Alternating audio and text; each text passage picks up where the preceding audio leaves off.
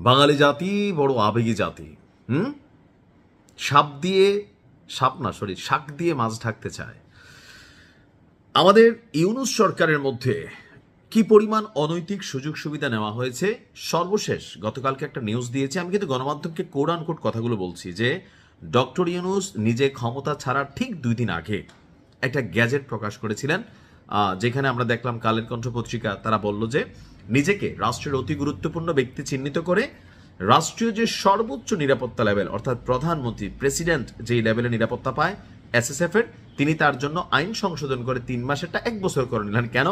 কারণ তার ধারণা তিনি হয়তো ঠাপানি খাইতে পারে। আর সাংবাদিক ইলিয়াস পিনাকি আর অনেকে তো বলছে আসিফ নজরুল ইসলামদেরকে যে প্যান্ট খুলে খুলে রাস্তায় নাকি দৌড়াবে, এরকম অনেক হুঁশিয়ারি হুমকি ধামকি আছে। তো ডক্টর ইউনূস নিজের জন্য যেই সুযোগ রাখলেন বাকিদের জন্য রাখেন নাই। আর এখন ইউনূস সরকারের মধ্যে সবচেয়ে প্রভাবশালী ইশরাককে আরো পুরো বিএনপিকে নাকানি চুমানি গুতানি খাওয়ানি একটা ক্যারেক্টার ছিল আসিফ মাহমুদ সজীব ভুইয়া, যার বিরুদ্ধে শত কোটি টাকা তার এপিএস এর বিরুদ্ধে দুর্নীতির অভিযোগ থাকার পরেও তৎকালীন ইউনূস গভর্নমেন্ট অর্থাৎ ইউনূস সরকারের সময় দুদক তেমন কোনো ভূমিকা রাখেনি। কিন্তু সরকার পরিবর্তনের পরপরই দুদকে এত পরিমাণ দুর্নীতির অভিযোগ জমা পড়েছে, খোদ ডক্টর ইউনূসের নামেও 1 ডজন অভিযোগ আছে। এর পাশাপাশি এই সরকারের মধ্যে সবচেয়ে বেশি দুর্নীতির অভিযোগ আছে উপদেষ্টা আসিফ মাহমুদ সজীব ভুইয়ার মধ্যে।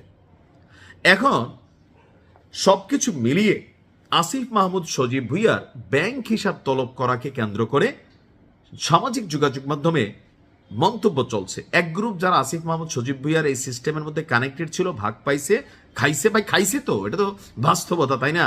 চপ্পল পরা আসিফ, রাষ্ট্রের 1% কোনো সুযোগ সুবিধা এরা বাদ দিছে।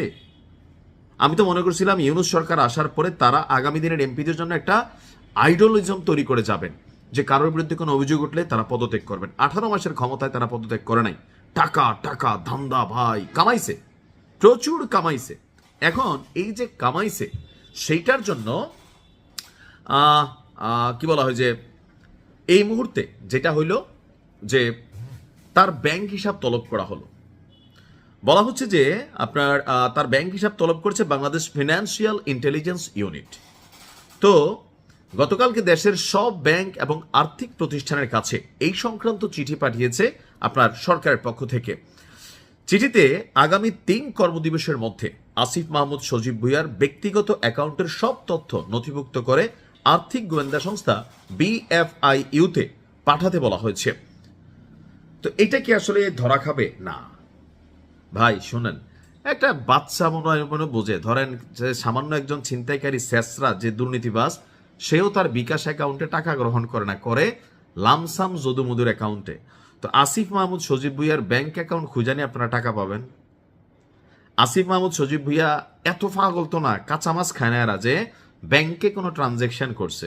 দেখা যাবে যে পুরা ব্যাংক একটা তার অ্যাকাউন্টে আপনি 2 কোটি টাকার হিস্ট্রি পাবেন না। 18 মাসের বেতন ভাতা ছাড়া এখানে কিচ্ছু পাবেন না। এরা টাকা পাঠাইছে কিভাবে, পাচার করছে কিভাবে, এগুলো আমরা আইডিয়া দেওয়া লাগবে না। যারা এই দেশে দুর্নীতি নিয়ে কাজ করে দুদক, তারাই ভালো জানে যে কে কোন সিস্টেমে খায়া ফেলে। আমরা মনে করি একটা নিট অ্যান্ড ক্লিন একটা তদন্ত হওয়া দরকার। কিভাবে এদের বিরুদ্ধে যে শত শত কোটি টাকার দুর্নীতির অভিযোগ উঠলো, এমনি এমনি উঠছে, পালাইতে চেয়েছে দেশ ছেড়ে আসিফের এপিএস, কেন? একটা সুষ্ঠু তদন্ত করে এগুলো সবকিছু জনগণের সামনে প্রকাশ করা হোক। যদি নির্দোষ মুক্ত, আর যদি দোষী হয় তাহলে টাকা বের করতে হবে। ভালো থাকুন, আসসালামু আলাইকুম।